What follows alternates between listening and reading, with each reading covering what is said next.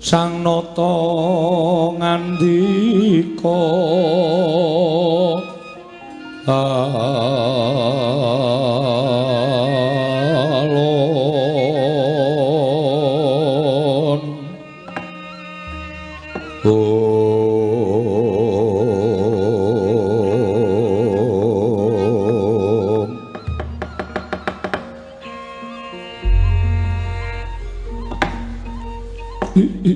Om Mastu Nama Sidam Sekaring bawana langgeng putuku nggir putuku wong sentosa putuku wong gagah Wijakangka padha rarja sapraptamu ana ing mertapan Saptawarga sowan ngersaning Eyang Nguyasa ing kene nggir Wijakangka dan sapinainganing kawidadan niring sambi kala sowan kula Kanjeng Eyang kula ngaturaken sembah sumengkeming pangabekti kula kunjuk sandhapada paduka Kanjeng Eyang Wiyasa ing Saptawarga ndak tampa gawe gedhening atiku ya nggir ora liwat pangestuning kono Eyang Tampanana Wijakangka kula cancang pucaking weni dumawaing wijang urmeketing werdaya saestu andadosaken cahya nur cahya daging rah kanjuwanan mugi pangestu paduka amawahana kasantosaning lahir batos kula Kanjeng Eyang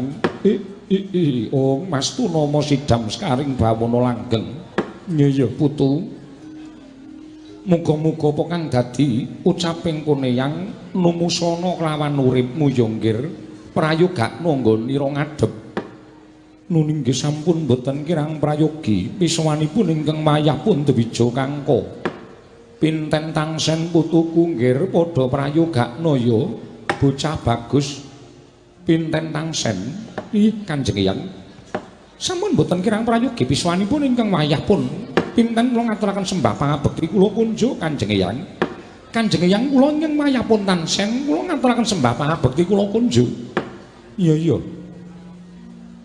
putu-putuku pinten tangsen ndak tampa gawe gedhening atiku ora liwat pangestuning Eyangmu Tampanana lan tansah ngabekti kelawan kadangmu pambayuning Pandhawa ya merga saka nggonmu wis ora tinunggon dening wong atuwamu anakku Pandhu wis mapan ana ing kasedan jati ibumu Madrim nalika nglairake kowe seda kunduran ora ana ingkang mbok anggep ganti ning wong tuamu kejaba amung putuku Wijakangka mula sakreh padhawa perintah ing kadangmu tuwa istana ya pinten tangsen menapa sampun paduka dawuhaken badhe kula candhingga jimat Eyang menapa sampun paduka dawuhaken badhe kula candhingga jimat Kanjeng Eyang Kangka kula wonten maring dawuh Kanjeng Eyang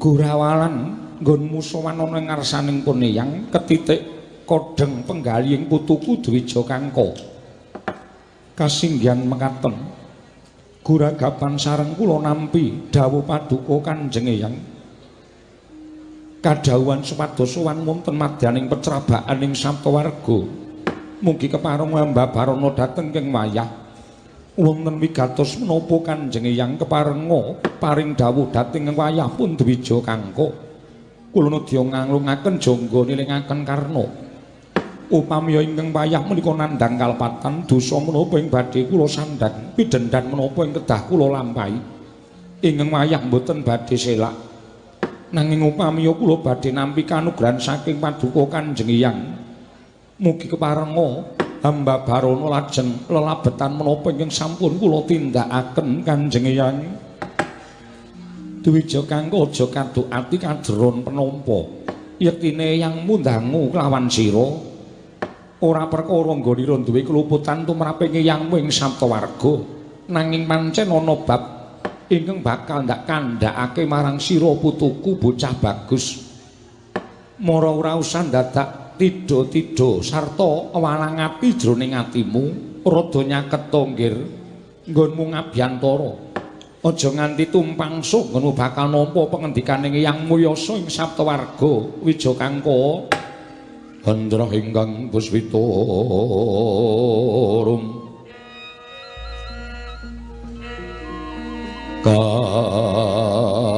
Kasiling samirana mrih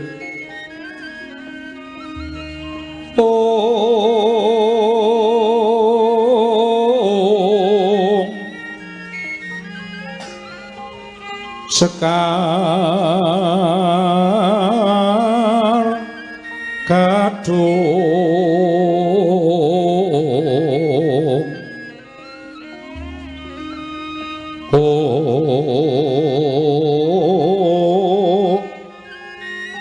ngas gandanyo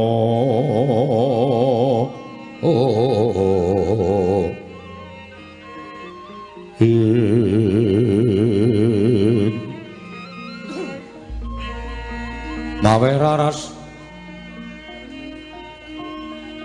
renaning driya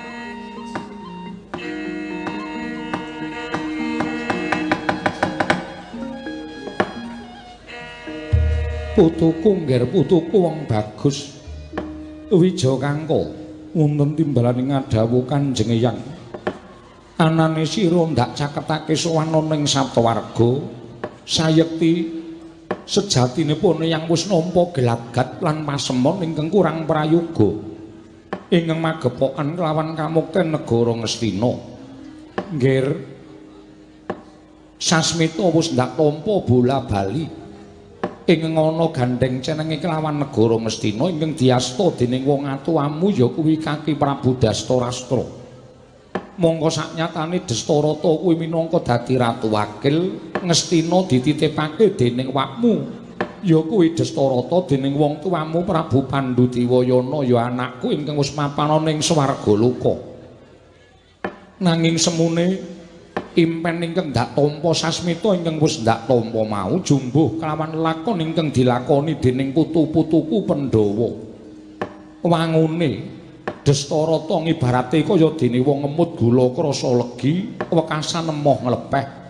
Kamoten Ngastina, derajat pangkat kalindran Ngastina ingkang diasta dening Dastarata, sajake wakmu awel yen to ngaturake lan balekake marang para Pandhawa.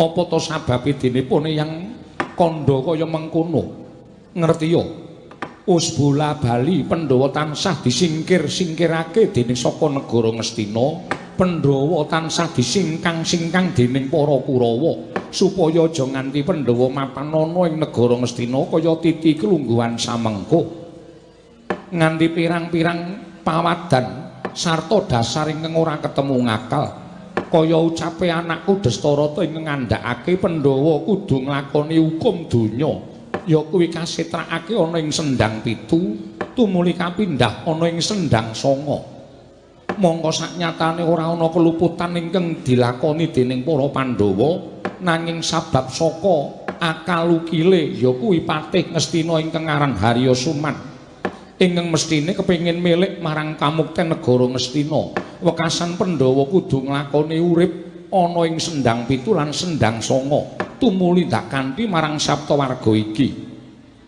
ngengingi bab ingkang kaya mengkono wija kangka peranganing Pandhawa 5 ingkang duwe kewajiban ngukuk negara Ngastina mau ora ana le kejaba mung sira kulup jer sira kuwi dadi pambayuning Pandhawa nanging ngemingi babakan perkara siji iki ndak jaluk yo nggir lambarana kanthi ati ingkang ikhlas lambarana kanthi ati ingkang sabar sabab jroning urip ana ing alam donya kuwi tentrem lan orane wong urip ana ing alam donya mau ora katandha akeh ing brana picis sarta ora katandha dhuwuring derajat pangkat nggih Kanjeng Hyang nadyan samengkone para Pandhawa ora nampa negara Ngastina merga Ngastina kamuktene lumintir marang Si Kurupati ingkang ginadhang dening Si Dastarata tak jaluk Pandhawa bisa nampa kanthi ikhlas, Pandhawa bisa nampa kanthi ati ingkang legawa.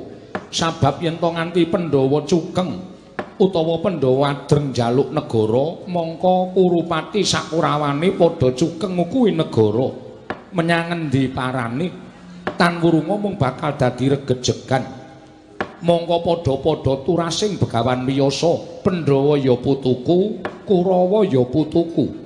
Yen to nganti dadi regejegan, sapa ingkang cinuta dening jagat kejaba mung Begawan Abiyasa.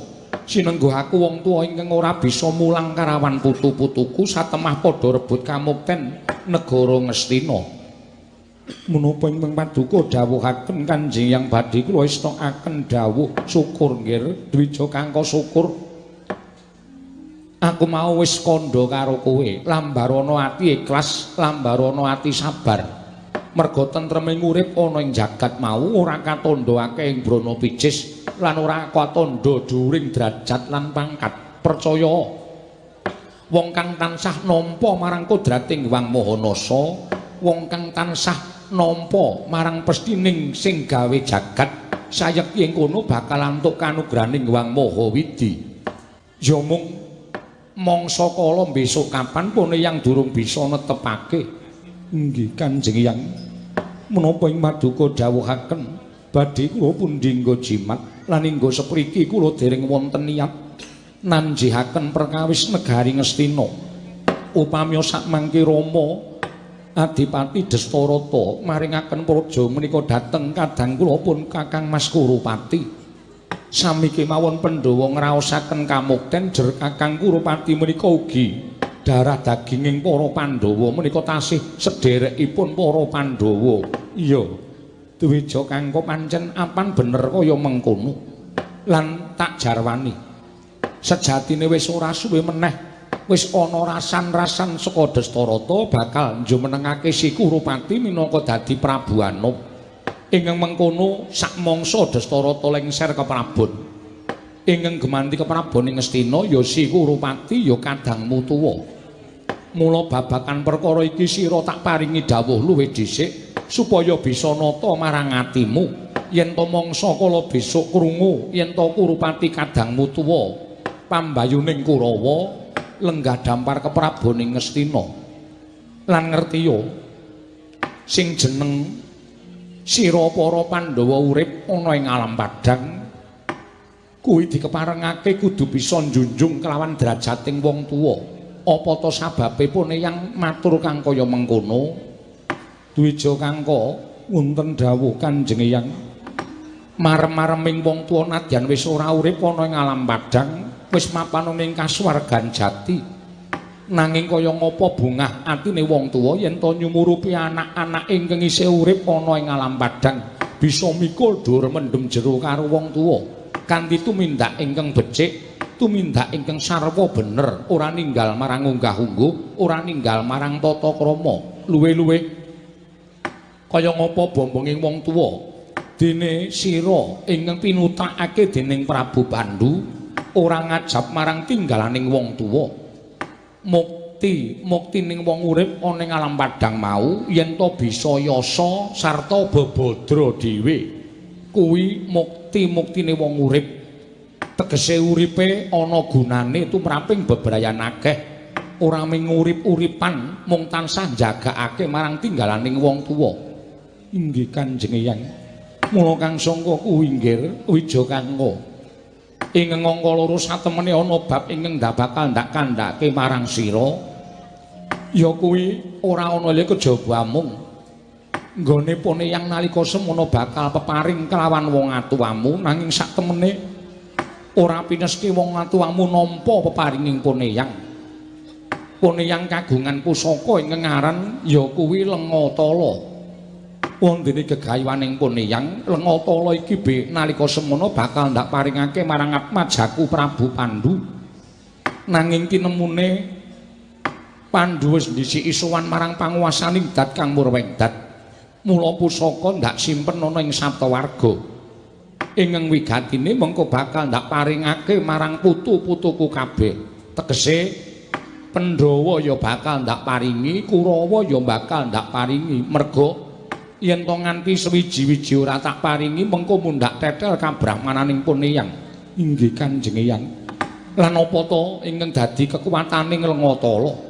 Yen to wis diborehake ana ing sarandunging badan, wong kang wis binorean Lengatala sayekti ora bakal bisa tumama pusaka apa wae. Tegese madal sairing pusaka ora bakal bisa babak kulite sarta bisa putung balunge. Kaya mono munggah kekuwataning Lengatala. Mula Pandhawa mengko yen wis bisa mlumpuk, Kurawa wis bisa mlumpuk, pun Eyang bakal paring pusaka iki didum antaraning Pandhawa lan Kurawa. Ya mung emane adimu si Permadi ingkang tansah ora betah mapan ning Saptawarga, pendak-pendak tansah lunga manjing alas. Luwih-luwih bareng Permadi wis ora saba ana ing pertapan, lah kok dadi adimu panenggak si Bratasena ya melu-melu lunga saka ing pertapan. Lah terus besok baline kapan? Sarta mlumpuke ning Saptawarga besok wanci apa? Merga pun yang bakal paring kanugrahan wujud ing wis ndak aturake marang sira, putuku Wijakangka nggir. Inggih Kanjeng Eyang. Kula piyambak ugi gumun dhateng kadang kula pun Permadi miwah pun Bratasena. Ingkang sampun sawetawis wekdal mbok menawi sampun sak candra etang lenganingga dinten sak mangke menika mboten mapan wonten ing pertapan. Lan ugi kula mboten mangertos wonten pundi papan pernahipun kadang kula pun Permadi miwah Bratasena anggenipun sawetawis nilar dhateng pertapan ing Saptawarga. Inggih mugi-mugi kemawon Kanjeng Eyang mboten dangu malih kadang kula panengah miwah kadang kula panenggak inggalo wangsul dhateng pertapan Saptawarga. Lajeng sak mangke paduka Kanjeng Eyang saged daya-daya maringaken daya pusaka Lengatala menika dhateng keng wayahipun para Pandhawa Kanjeng Eyang.